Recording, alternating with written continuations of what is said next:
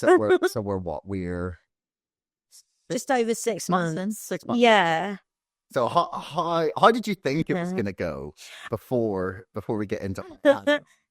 I thought it would go better than this, and my expectations were incredibly low.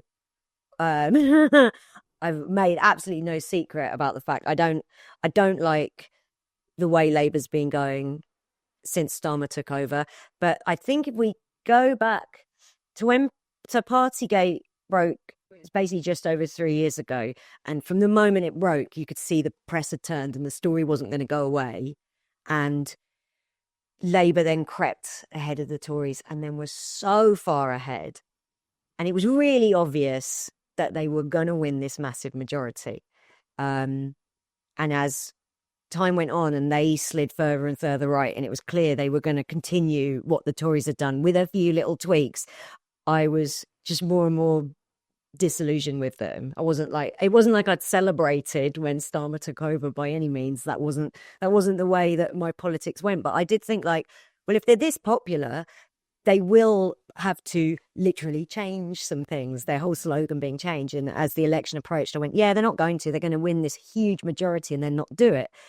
And then when it was election night, which I live streamed all night because I'm a glutton for punishment, turned out to be a pretty great night because I'd been led to believe for sort of 2.5 years, the left's dead, shut the fuck up, the left is dead, you're dead, we're the grown-ups, we're in charge now, your project is dead, you've been proved wrong, you're dead, you're dead, you're dead. And on election night, Greens and Independents won in record numbers. Jonathan Ashworth lost his seat. It was fucking brilliant. I will never have a greater hour of live streaming than when Corbyn won his seat with an 8,000 majority, and then about 5 minutes later, Jonathan Ashworth lost his. Yum, yum, yum, yum, yum.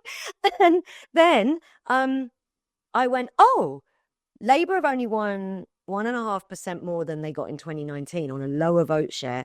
They will now see that their project of more austerity, and it's necessary. They'll go, this has put the shits up us a bit. We will have to do some change.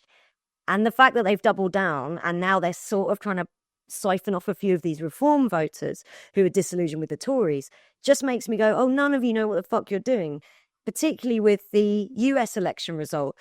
And because watching the 100 days of what the DNC made Kamala Harris run with made me go, well, they're obviously going to win because they know more about it than me, but it does look like they're trying to lose. And then when they did lose, because Trump won basically no more votes than he won in 2020, and the Democrats just hemorrhaged votes because loads of people went, I have nothing to vote for, so I just won't. When that happened, I went, oh, they don't care if they win or lose. It's not important so long as they keep the status quo. So now sorry, I've gone really around the houses to say that Labour are doing far worse than I thought they were. And it turns out none of these people know what the fuck they're doing. None of them, not even one. No, they're operating under... So the Starmer campaign was sort of based on the Obama campaign, which was based on the Blair campaign, which was... and all of these have been watered down every time they've been done. And the Blair campaign was based on the Clinton campaign. This establishment are operating on 30-plus-year-old politics and expecting great results from a Western world that is just everywhere you look. People are unhappy. People are unhappy. There's no one's got any money. No one can buy a house, and they're going, vote for us, you fucking vote for us, or fascism will get in. And people will go, that sounds different.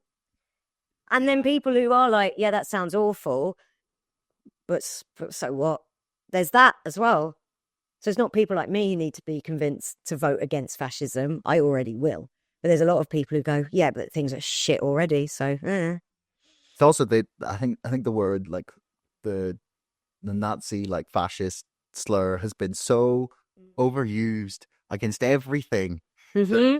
People hear the word and like they don't like it doesn't like it, say someone came along that was like Orban style, like properly go in for like destroying the free press, yes, like openly and obviously go like trying to control the courts. You have I have like a Hungarian friend who's gone through in detail like how screwed up their country is. Right. If someone came along like that, I'm not even sure people like if you people would like turn around and be like, yeah, no, that's bad. Is because the other option is so repulsive to people after 40 years of like I said.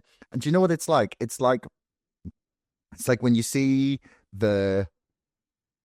it's like the Decoys episode of Rick and Morty, right? Oh, right. Yeah. So the campaign, they may have started like, okay, not that Bill Clinton is someone to model yourself after, but like, no. right, the still political campaign. He said the right things. Great energy. Then, no one had seen something like that. Yeah. Then you've got like Decoy 1 is Blair. And he's pretty similar, still good, and then good order. That one, And then like slowly we've gone further down.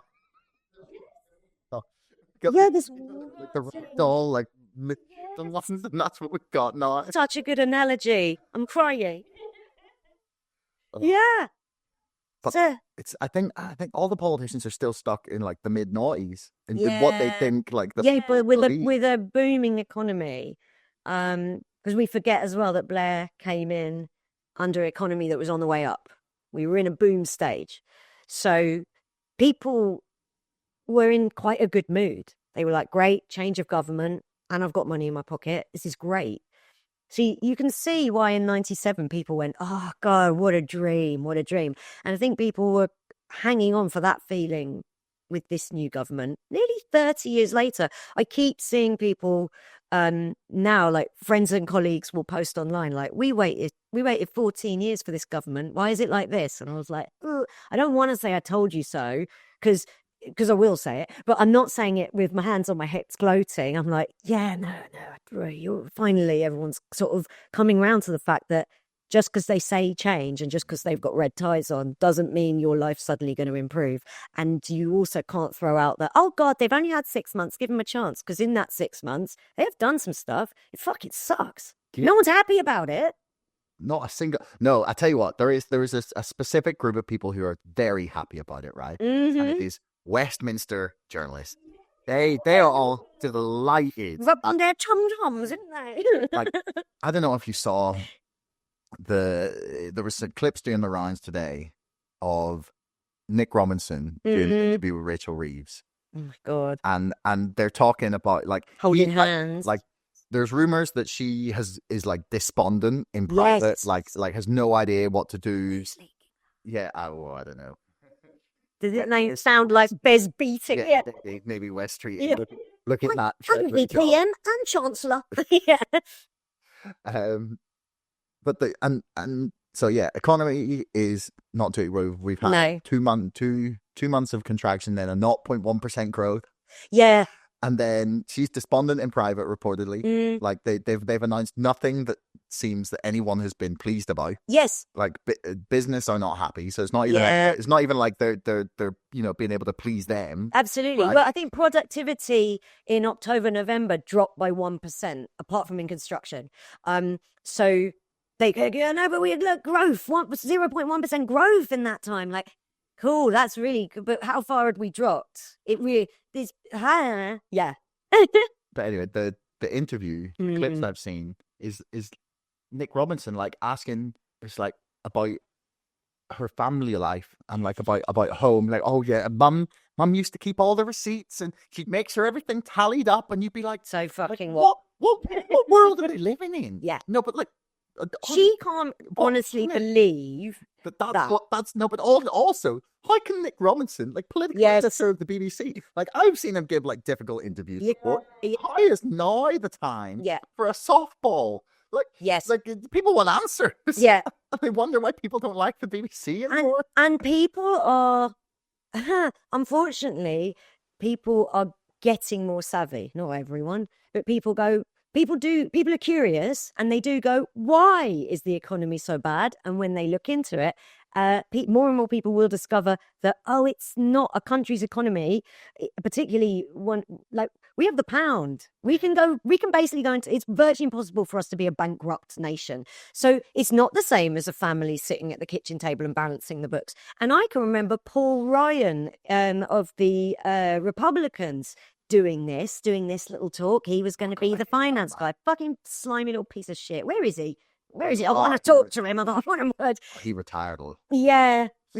By a decade ago? We're going back to the 2 administrations ago, aren't we? But he said, look, here's how I improve the US economy. And he opens this big ledger and he goes, see, we go down here and we work out what can have little cuts, like a household budget. And I can remember then people going, no, it's not like a household budget because it's a country, not a household. So it's slightly different, isn't it? Because there's all these people in it who need to earn money to even. So if you're making tons of cuts, how are all these people who live in this household nation going to earn their money? And he was like, bye. And now Rachel Reeves is spinning that shit and she's from the Labour Party. I don't want to sound like a cliche, but what happened to the party of the working class? Hey everyone, thanks for making it right the way to the end of the podcast. I love that you tuned in this long. Do me a favor, hit subscribe because 80% of you bastards are not subscribing, but you're watching my videos. See you next time.